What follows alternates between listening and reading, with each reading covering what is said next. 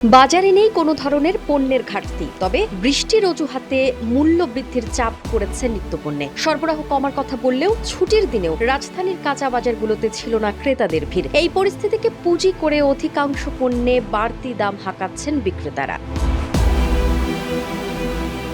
৩০ মে রাজধানীর কারওয়ান বাজার, নয়াবাজার, রামপুরা ও মালিবাগ কাঁচা বাজার ঘুরে দেখা গেছে ব্রয়লার মুরগির কেজি ১০ থেকে ১৫ টাকা, ডিম ডজন প্রতি ৫ টাকা, মাছের দাম কেজি প্রতি ২০ থেকে ৬০ টাকা এবং দারুচিনি কেজিতে ৩০ টাকা পর্যন্ত বেড়েছে। যদিও কিছুটা কমেছে চালের দাম, স্থিতিশীল রয়েছে সবজির বাজার।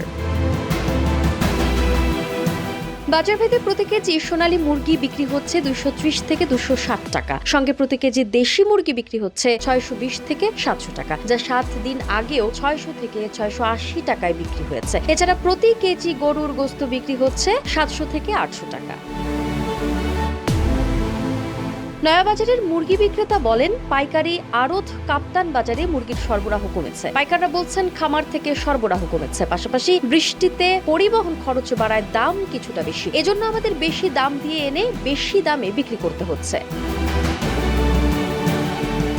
মাছের ক্ষেত্রেও একই অভিযোগ বিক্রেতাদের। কারওয়ান বাজারের মাছ বিক্রেতা জানান, আড়তে মাছ কম আসছে, তাই দাম বেড়েছে। রুই, কাতল, পাবদা থেকে শুরু করে চিংড়ি, টেংরা, শিং ও কই সব ধরনের মাছেই দাম বেড়েছে ২০ থেকে ৬০ টাকা পর্যন্ত। আবহাওয়া ভালো হলে সরবরাহ বাড়বে, তখন দাম কিছুটা কমতে পারে।